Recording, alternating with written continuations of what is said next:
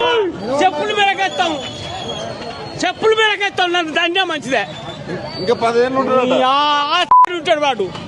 రేపు సర్పంచ్ ఎలక్షన్ గెలవాలి వాడి ముఖం ఉంటే రాజకీయం పనే లేదు. ఏం రాజకీయమే నీ గెలిపించాం. పిల్లలు అమ్ముకోవాలా, పిల్లలకు ఇసంబోసి తప్పాలా.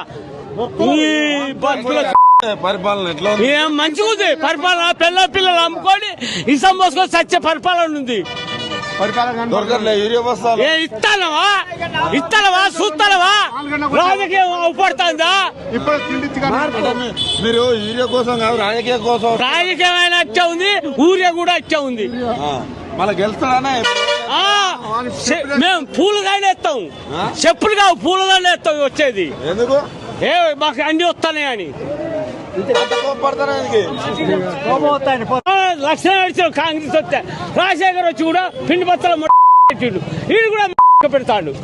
నీ వాడు లైన్లో దొంగ భూమి అమ్మిండో ఆస్తి అమ్మిండో నీ తల్లి అదులకు పెట్టుబడికి అమ్మి కూలీలకు రైతుకు మంచిగా పెట్టుబడికి ఇచ్చాడు. రైతు బంధు ఈడే ఇచ్చిండా? పిండి బత్తాలు వచ్చినాయి. గడ్డపోతారా అక్క?